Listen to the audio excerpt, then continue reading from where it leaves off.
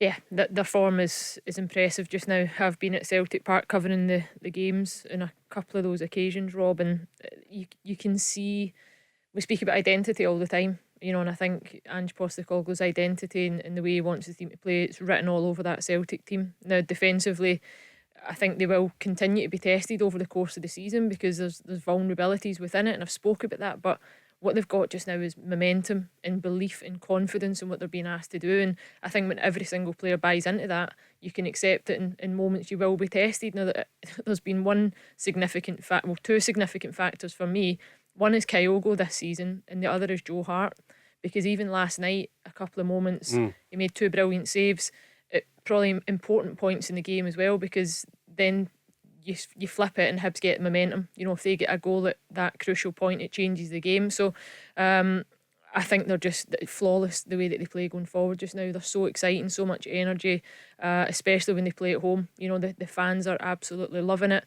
To be a player on the pitch and feel that energy must be incredible, because I know, sitting there as a reporter at the games at times, it's quite something.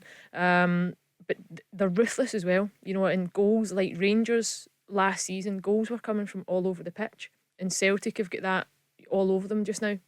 Everybody's popping up, contributing, set pieces, getting on the end at Carter Vickers last night again. What a touch that was for the goal, wasn't it? I know, not quite the goal that you would maybe expect him to be scoring from a set piece, but incredible. Midfielders are chipping in, strikers are on form, so it's all coming together for Celtic, and certainly they're in an impressive run of form. It's just whether they can continue that in the bigger games when it comes to the Old Firms is where the question marks have certainly been, because they have put runs together, I think, over the last season, but it's just not been at the right times for them. We've been speaking on this show, Neil, for a long time about a team of two halves, if you like, midfield to front, dynamic, at the back, vulnerable. But you do look at that recent record, 2 goals conceded in the last 5 games, and you look at the league table, and that tells you that Celtic, along with Dundee United, have conceded the fewest goals in the Premiership. So have they sorted out that side of things?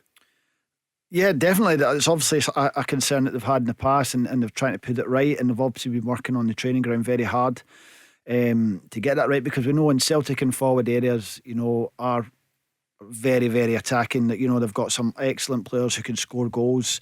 As Liam was saying, they've got goals throughout the team, which Rangers had last year, and they're looking very strong right now.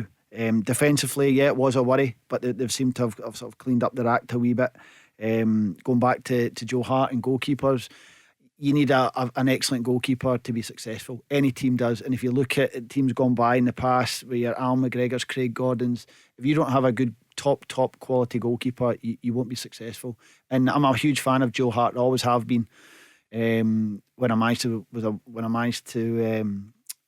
was down at Crystal Palace, we played Man City, and I managed to get his jersey after the game. So I've been a big fan of Joe Hart for a long time now, and I did think when they signed him it was an excellent signing. And he's obviously settling. He's taking a wee bit of time to settle in, but he's making big saves in big games, and that's what the top goalkeepers do. And I think he'll be a fantastic signing for them. Tell Alexa to launch Go Radio, or listen on the Go Radio app.